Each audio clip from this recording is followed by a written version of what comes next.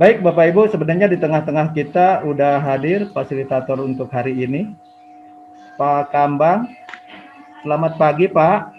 Sebagai informasi awal Pak, peserta di kelas 1 ini terdiri dari 30 orang, sama Puskesmas Bogor Utara, Puskesmas Kayu Manis Kota Bogor, Puskesmas Pasir Mulia Bogor, Puskesmas Tegal Gundil, Puskesmas Sempur Pak, Puskesmas Bogor Timur, Puskesmas Mekarwangi, Puskesmas Pulau Armin, Puskesmas Sindang Barang, dan terakhir Puskesmas Warung Jambu.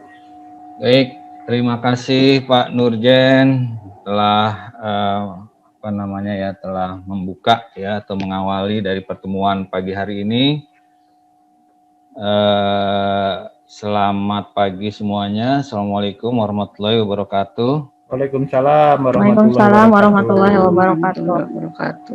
Oke, terima kasih. Saya lanjut aja ya. Ini penanggulangan KLB dan wabah untuk tim gerak cepat di Puskesmas ya, karena Puskesmas itu bagian daripada ujung tombak nih Bapak Ibu nih ya.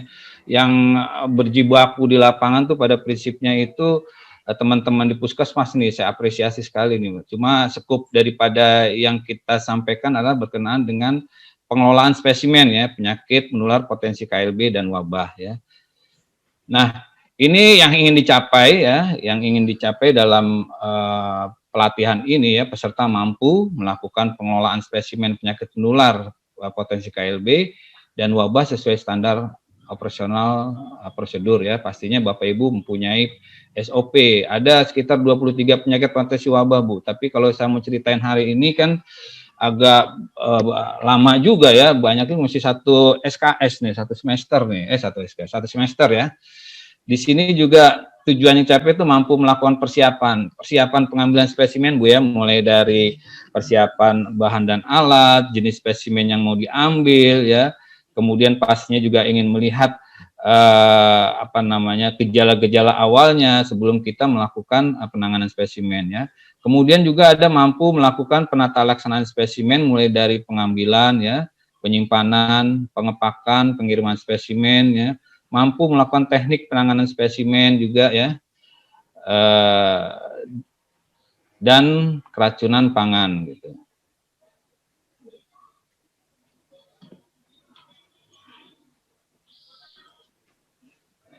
Nah ini pokok bahasanya ya. Nanti kita coba diskusi bareng-bareng atau kita nanti detailkan ya apa yang dimaksud daripada paparan berkenaan dengan penanganan spesimen ini. Nah, berbicara dengan tentang penanganan spesimen ya, pada prinsipnya pengelolaan spesimen itu bertujuan untuk mendapatkan spesimen dengan kualitas baik dan kuantitas yang cukup Bu ya. Jadi nggak hanya kualitas yang baik, tapi jumlahnya juga mesti mencukupi ya. Kalau seandainya kualitasnya baik tapi kuantitasnya nggak cukup, sama juga nggak bisa dilakukan pemeriksaan di laboratorium. Ya, kemudian pengelolaan spesimen yang baik akan mencegah spesimen rusak selama proses pengiriman dan pemberikan hasil pemeriksaan yang akurat. Nah, spesimen yang baik juga ini mencegah kerusakan. Jadi kalau seandainya setelah diambil, kita melakukan penyimpanan sementara ya pada tempat yang stabil ya, sehingga spesimen itu bisa diperiksa di laboratorium. Ya. Nah, pemeriksaan spesimen diperlukan untuk penetapan diagnosa, ya, penunjang diagnosis daripada KLB yang terjadi di wilayah tempat Bapak Ibu. Ya. Pengolahan spesimen meliputi mulai dari pengambilan, penanganan, penyimpanan, pengepakan, pengiriman, serta metode pencatatan. Nah, kalau kita melihat diagram berikut ini, ya, diagram quality assurance-nya itu bahwa tugas Bapak Ibu berkenaan dengan penanganan spesimen itu ada di pra-analitik, ya, di pra-analitik ini ya. Di sini kalau quality assurance dari laboratorium, mungkin teman-teman laboratorium, apalagi ATLM dia pasti tahu dia. Ada pra-analitik, ada analitik, dan pas-analitik. Nah, pra-analitik ini ya, itu diantaranya adalah penanganan spesimen ya, mulai dari persiapan persiapan pengambilan ya, kemudian kompetensi seseorang yang melakukan pengambilan spesimen tersebut ya, kemudian juga berkenaan dengan penerimaan spesimen ya, sampai dengan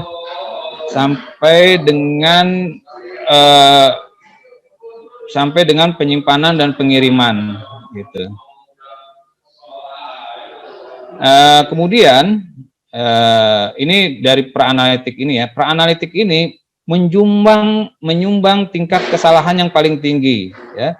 Seberapa besar? Besarnya itu sekitar 60-70%. Jadi tingkat kesalahannya itu ada di pra-analitiknya itu. Di mana? Di penanganan spesimen. Siapa itu yang menangani spesimen? Ya Bapak Ibu yang melakukan pengambilan spesimen, apakah itu di lapangan atau di laboratorium ya.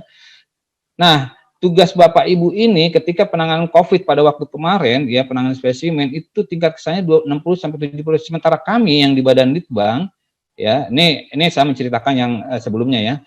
Di Badan Litbang cuma kebagian untuk analitik itu kesalahannya itu sekitar 10-15%. Ibu bayangkan kalau seandainya ya, penanganan spesimen ini ya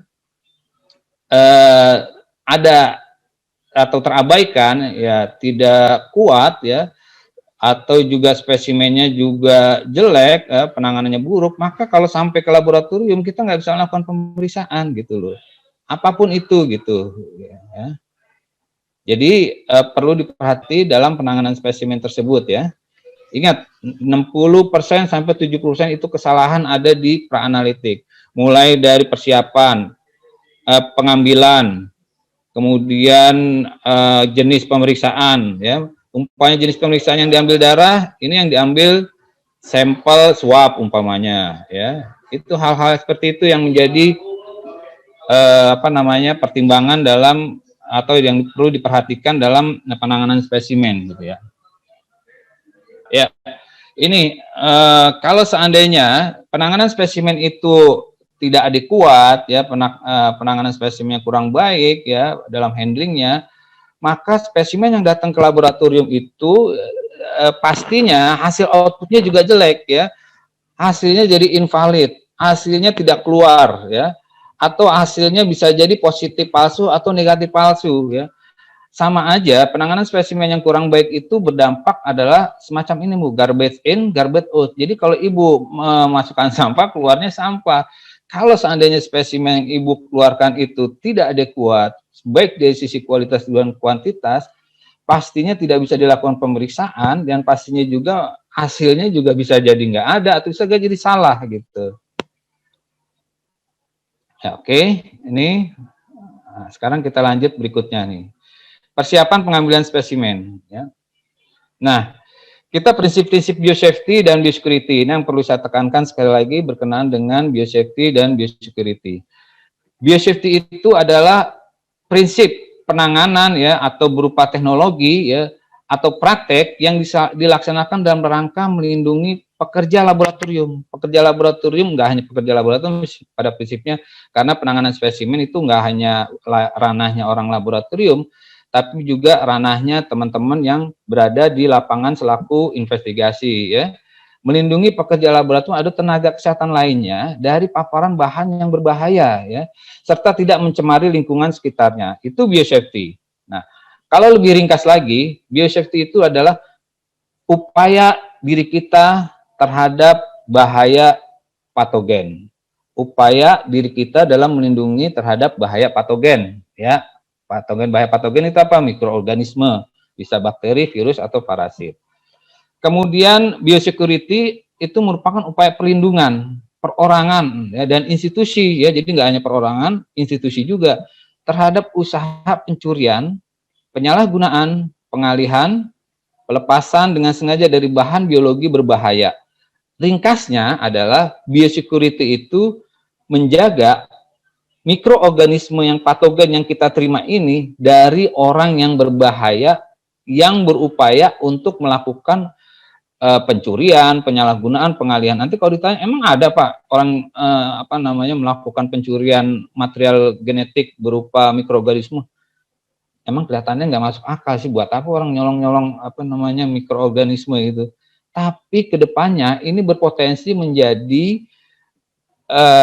bioterorisme, ya, biokriminal, sabotase. Yang potensinya yang lebih luas lagi adalah kecemasan, ketakutan masyarakat. Ya, kalau saya bilang bioterorisme itu adalah bentuk terorisme yang diinsersi dengan menggunakan agen biologikal. Ya, jadi paham ya Bapak Ibu ya. Jadi biosafety itu upaya kita mencegah dari bahaya patogen. Biosecurity itu upaya menjaga mikroorganisme yang patogen ini dari orang yang berbahaya gitu, yang tidak yang tidak menggunakan pada semestinya. Kalau kita kan orang-orang lab kan pastinya apa namanya ya selalu menggunakan sesuai SOP gitu. Tapi kita bisa jadi tuh ya kalau suatu ketika terjadi bioterorisme di tingkat umpamanya di Indonesia belum ada ya, tapi potensinya udah ada ya. Apa itu potensinya udah ada? Misalnya bakterinya udah banyak, kita 23 penyakit potensi wabah ada loh. Sekarang ada COVID, ada antrak, ya semuanya ada semua. Yersinia pestis kita punya, leptospira punya, ya. Itu semuanya ada itu. Dan orang-orang lab itu bisa mengkulturnya, ya. Itu udah ada sumbernya. Yang kedua, terorisnya udah ada, ya. Orang oknumnya, ya, yang bertanggung jawab, yang tidak bertanggung jawab itu udah ada juga. Ya, tinggal ada linknya aja gitu ya. Kemudian yang ketiga apa? Kalau saya bilang terorismenya udah ada adalah karena kita melihat kejadian-kejadian apa namanya terorisme yang ada di Indonesia itu pelakunya udah ada ya. Kalau Densus mungkin Densus 88 mampu dia melakukan penanganan terhadap orang yang melakukan terorisme. Tapi begitu ada di insersi bioterorisme itu pasti saya yakin Densusnya itu juga nggak mungkin bisa menangani ya, tanpa bantuan teman-teman dari tenaga kesehatan gitu ya. Yang ketiga lagi potensinya adalah kita RUU-nya belum ada yang menangani pengaturan penggunaan agen biologi ini yang berpotensi sebagai senjata biologis. Jadi itu belum ada RU-nya ya. Jadi siapa yang memonitoring apa namanya penyimpanan, kan pasti ini spesimen-spesimen disimpan nih di laboratorium-laboratorium yang melakukan pemeriksaan mikrobiologi ya kan. Belum ada tuh mantau selain diri kita sendiri, pimpinan dan SOP yang ada dan etika yang harus kita tekankan gitu ya Bu ya. Oke, paham ya? Nah, ini bahaya resiko di laboratoriumnya ini bisa berupa gigitan, ada biological agent ya, sumber infeksi, mikroorganisme ya, atau kimia, kesetrum atau bahaya panas ya. Bahaya panas apa hotlet ya, kemudian orang-orang tertentu karena kredit, bersenggolan ya atau bercanda ya. Ini bahaya-bahaya risiko yang di laboratorium ya. Dan biosecurity ini tidak hanya di laboratorium tapi di lapangan juga gitu ya. Biosecurity di lapangan itu ya pastinya pada waktu pengambilan spesimen ya, pengiriman spesimen ya. Dan ingat juga pengiriman spesimen nggak boleh dilakukan oleh orang yang tidak dikenal. Pasti emang ada, pasti saya kenal. Enggak, biasanya teman-teman suka ada tuh yang ngirim by apa namanya tuh ojek online. Nah, coba deh, by ojek online, coba dikirim deh tuh spesimen COVID ke Badan Litbang. Nah, itu pasti saya tegur itu ya. Karena itu berpotensi bahaya itu, karena ojek online itu bukan untuk mengiriman spesimen gitu. Oleh orang yang dikenal sama Bapak Ibu ya, adalah petugas yang petugas puskesmas ya. Di situ nanti kalau penanganan spesimen pasti kan udah diajarin dulu sebelumnya, harus ngubungi siapa, nanti kalau tumpah di jalan seperti apa, pasti kan diajarin gitu ya. Jadi gitu ya Bu ya, nggak boleh pakai ojol. Nah, balik lagi nih biosafety dan biosecurity nih dalam penanganan spesimen ya. Kalau biosafety itu lebih ditekankan penilaian risiko. Aktivitas kegiatan yang di lapangan itu harus kita nilai apa aja yang berpotensi menyebabkan bahaya ya. Kalau kita melakukan pengambilan spesimen, penilaian risiko harus kita tekankan. Apa itu? Kemungkinannya kalau seandainya kita ngambil spesimen nasourut timbul aerosol ya kan. Kemungkinan juga bahaya tertelan atau masuknya patogen ke dalam tubuh.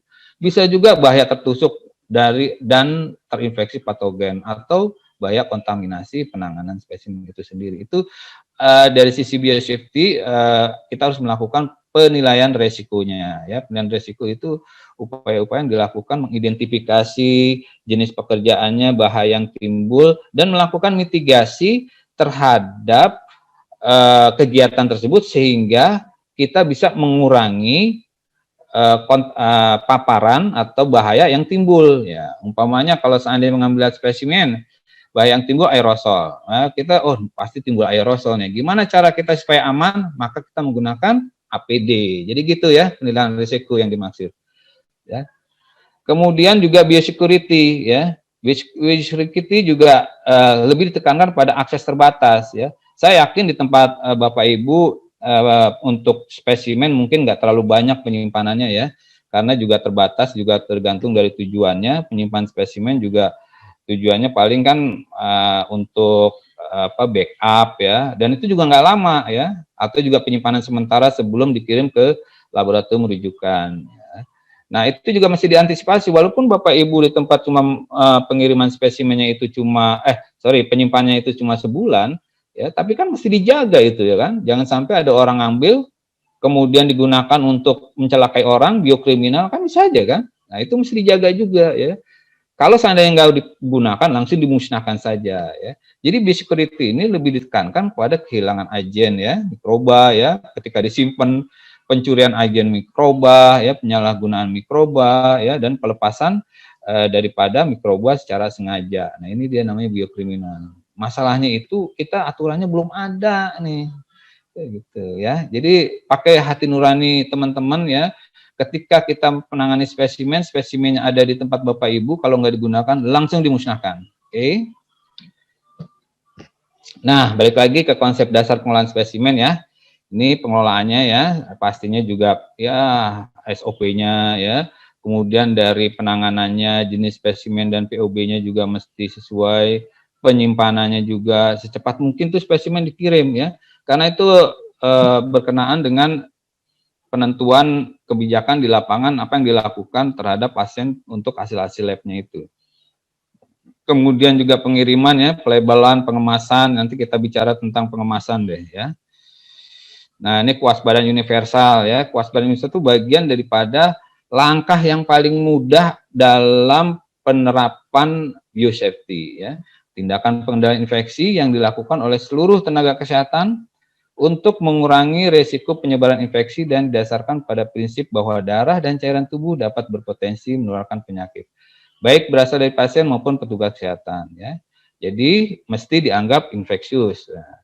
Nah, ini dia kewaspadaan universal ya. Pada prinsipnya ini kewaspadaan universal itu level yang paling rendah dalam penerapan biosafety ya. Prinsipnya itu menjaga higiene, sanitasi individu, higiene sanitasi ruangan, serta sterilisasi peralatan. Ya, ini kegiatan pokoknya mencuci tangan aja tuh kan paling mudah kan penggunaan APD. Nanti penggunaan APD kita lihat selama ini apa udah benar atau belum ya. Tapi saya cuma sekilas aja karena sudah ada yang membahas tentang secara khusus tentang APD. Kemudian juga pengelolaan alat kesehatan ya, sterilitas alat, dekontaminasi laboratorium, ruangan, alat ya. Pengelolaan benda tajam, jarum suntik gitu ya. Nah, ini ngertilah sekarang lah teman-teman 6 langkah nih. Nanti kita lanjut aja lewat ya. Nah, penggunaan APD juga ya.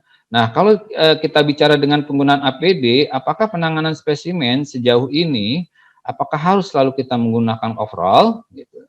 Pertanyaannya adalah apakah wajib gitu menggunakan coverall ketika kita pengambilan spesimen ya.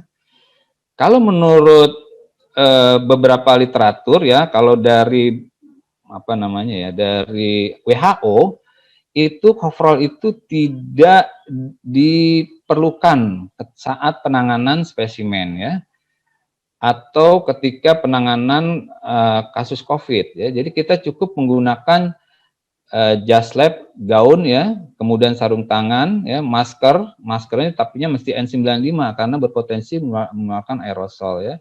Kemudian goggle, pelindung mata ya, kalau seandainya ada face shield ya salah satu aja pilih ya. Kemudian tutup kepala, sepatu tertutup ya. Jadi kalau ditanya apakah wajib itu? Ya enggak juga, karena di di WHO berkenaan dengan rasional penggunaan APD itu tidak diperlukan penggunaan coverall secara lengkap. Sekarang kan banyak nih orang pakai coverall nih. Ya, pertimbangannya adalah yang pertama adalah dampak limbah yang ditimbulkannya ini sangat besar sekali gitu ya. Besar dalam arti timbul masalah baru lagi. Gitu. Oke. Nah, untuk penentuan pengambilan dan jenis spesimen ya, yang pertama adalah identifikasi dulu ya. Jenis pemeriksaan dan bahan yang digunakan, alat yang akan kita gunakan, spesimennya itu apakah bakteri atau virus ya, pastinya mau bakteri atau virus digunakan wadah dan alat yang harus steril. Medium transportnya juga berbeda ya, teknik pengambilannya juga harus menjadi hal yang perhatian ya. Kalau seandainya medium transport digunakan untuk pengambilan virologi, pastinya dia menggunakan VTM ya, viral transport medium. Kalau dia digunakan untuk bakteri, maka kita menggunakan bisa amis ya, bisa Kerry and Blair gitu. Nah, ini jenis spesimen yang memungkinkan dalam penata laksanaan penyakit potensi wabah ya, yang bisa memungkinkan bisa diambil ya. Ini bisa spesimen darah, tinja, saluran pernapasan itu, naso, oro ya, suap hidung. Atau mungkin kalau seandainya ada keracunan, spesimen lingkungan, makanan, minum juga perlu dilakukan pengambilan. Nah, ini jenis bahannya ya, bahan dan alat yang diperlukan untuk penanganan spesimen ya. Jadi diinventarisir dulu Bu, kalau waktu mengambil spesimen diinventarisir dulu logistik yang kita punya ya. Kalau begitu ada potensi wabah ya, apa keracunan pangan atau demam berdarah atau COVID, kita harus menginventarisir kita punya nggak logistiknya nih ya. Kalau udah logistiknya belum punya, antisipasi kita melakukan pengadaan. Nah, ini secara garis besar jenis spesimen pemeriksaan laboratorium khusus untuk bakteri ya. Bapak Ibu bisa baca sendiri ya. Kalau difteri, pertusis, kalau difteri itu swab naso, swab tenggorok ya, dalam medium amis kan bakteri kan. Pertusis juga ya, swab naso, swab tenggorok ya. Ya, dalam medium amis ya. Kemudian legionella, demam tifoid. Nah, demam tifoid apa? Darah ya.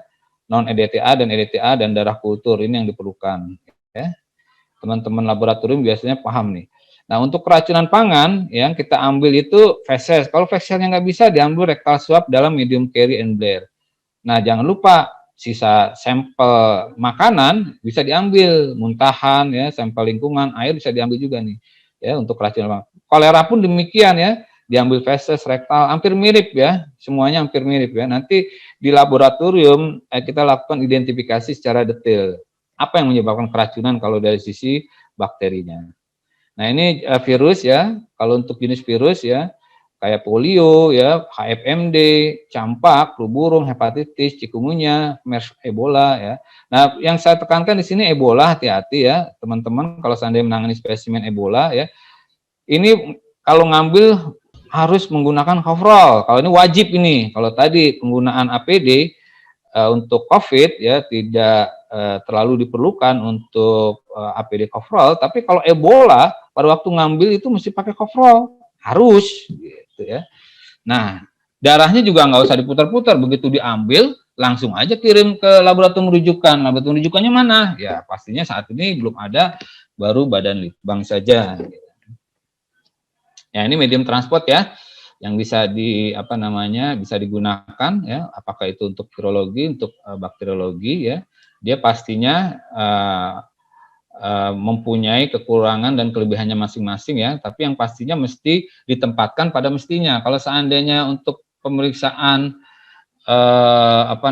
virus harus menggunakan VTM ya. Kalau untuk bakteri biasanya kita tuh ada agar-agarnya ya, lebih liquid, lebih semi solid ya, agar-agarnya semi solid ya.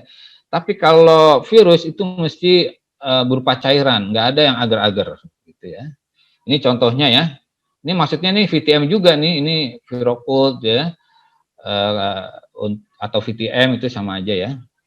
Nah, kalau menurut Bapak Ibu nih ya, ini merupakan tata cara penggunaan APD sebelum adanya COVID, sebelum-sebelumnya ya.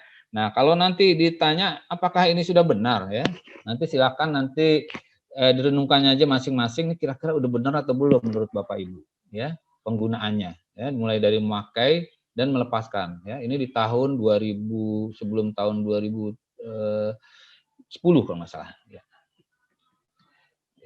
Kalau hampir mirip-mirip sih ya, cuma kalau saat ini perlu adanya perlakuan ya, seperti mencuci mendisinfeksi tangan kita ya sebelum melepaskan ya. Sarung tangannya mesti apakah double ataukah single.